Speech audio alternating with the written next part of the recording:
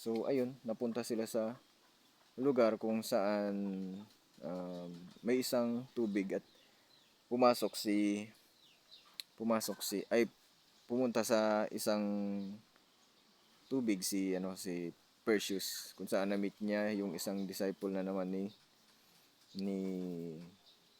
ay messenger ni Poseidon, at binigyan sila ng apat na pearl na kung saan na magiging magiging escape key nila para sa pag ano para dun sa underworld.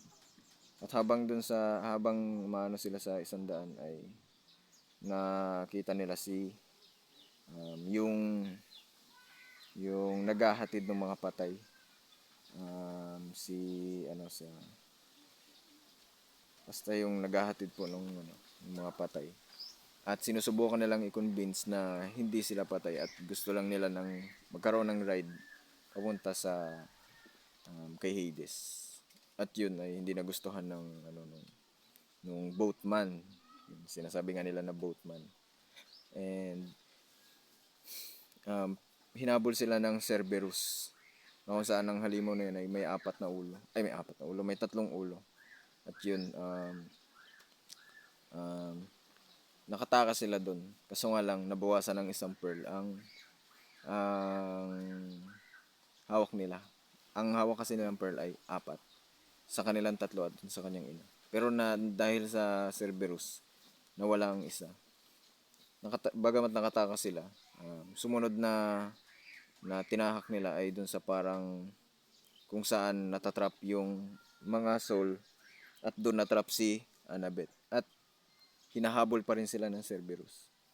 At ang ginawa na lang ni Annabeth ay parang nag-sacrifice siya na maiiwan siya dun. So ayun, iniwan nga nila si kahit hindi nila gusto. Pumunta na sila dun sa at nung habang tinatahak nila yung isang disyerto ay yung shoes yung magical shoes ni Grover ay biglang hinihila dun sa isang malaking hole. Then pumunta na sila sa napigilan nila yung paghila sa kanila. Tapos habang nandun sila sa may gilid ng hole, doon nila na pagtanto na ang lightning bolt ay nasa bag nasa bag na bigay ni Aris. At doon nila naisip na na magkasabwat ang dalawa, si Aris at si Kronos. Siya ang may pinaka hatred talaga sa buong series na yun. So ang nasa isip nila ay magkasabwat yung dalawa, si Kronos at saka si Aris. And then nakita nila si Hades. Then si Hades ay nandun ang kanyang ina, at akala nila ang hinihingi ni Hades ay isang thunderbolt. Then napagtanto nila na hindi pala. Akala ni Hades ay nasa kanila yung Helm of Darkness, which is yung nawawala niyang yung part na sa kanya. Edi nung time na nakipag-deal si Hades sa kanya na tutulungan sila, pero kailangan ibigay yung bolt sa kanya na lang. Tutulungan sila na magapi nila si Kronos, then ibibigay naman yung magulang. Pero hindi yun ayaw ni Perseus yun. At ginamit nila yung pearl para bumalik agad. Pero iniwan muna yung kanyang ina kasi alam naman niyang hindi sasaktan Tapos ipinangako ni Perseus na ibabalik niya yung helm, which is na kay Aris. At nung pagkaalis nila doon sa underworld ay doon siya napunta, na kung saan nakipag-duel siya kay Aris at nanalo siya. Dahil doon niya nagamit yung full potential ng pagiging demigod niya. Then binigay sa kanya, dahil sa pagkapanalo niya, binigay sa kanya ni Aris yung Helm of Darkness. At nakuha naman yun ng isang disciple ni, binigay nila sa isang disciple ni Hades.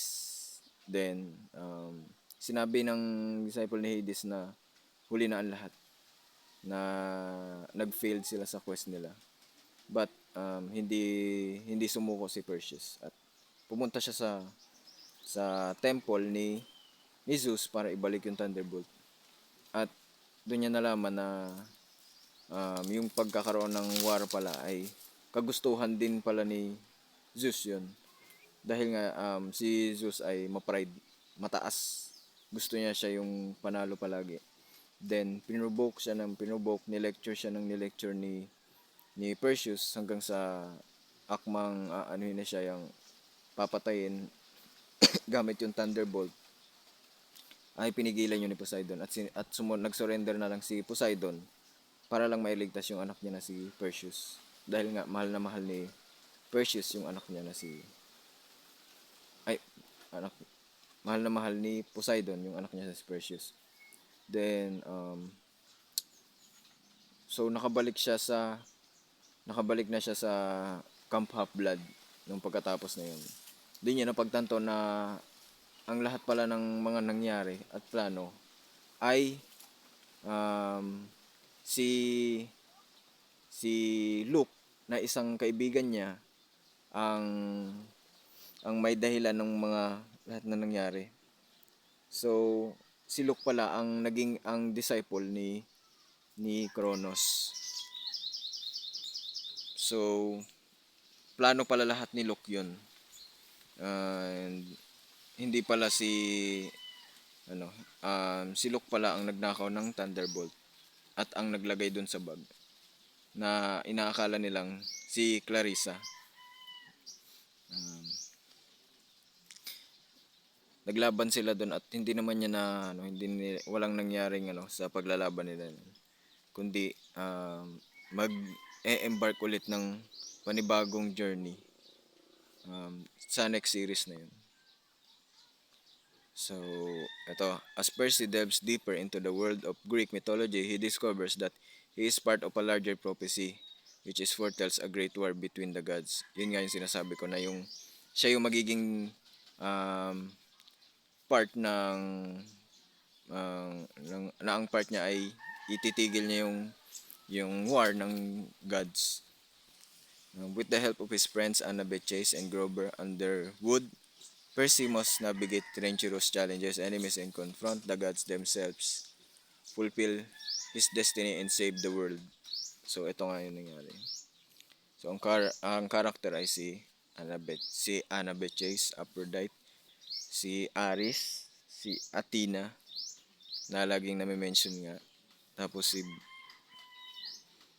Bianca de Angelo, na kung saan na-meet nila sa Camp Half-Blood, si Calypso, si Charles Beckendorf, Clarice Laroy, Ethan Nakamura, si Chiron, yung instructor nila, si Grover Underwood, isa sa mga friend nila, Juniper, si Luke Castillan, yung disciple ni Kronos, Nico D'Angelo, Percy Jackson's na yung bida, si Poseidon, yung ama niya, then si Hera, si Rachel Elizabeth Dare, Talia Grace, Selena Beauregard, Hephaestus, Zoe Nightshade, Demeter, si Tyson, si Will Solis, si Travis and Connor Stoll.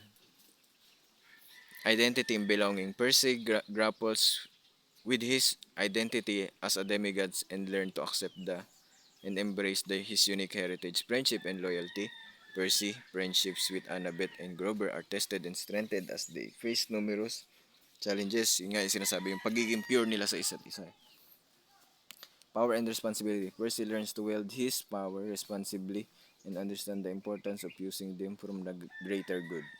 Yun nga, yung kapangyarihan niya. Yung hindi niya ginagamit sa masama. Fate and prophecy. The series explores the concept of destiny and how individuals can shape their own fate. Yun yung hindi sila bumibase sa kung ano yung mga nangyari. Bagamat naiisip nila na nag-failed sila sa isang bagay pero nagagawa pa rin nila ng paraan. Percy and his battles against the forces of evil, learns the importance of standing up for what is right.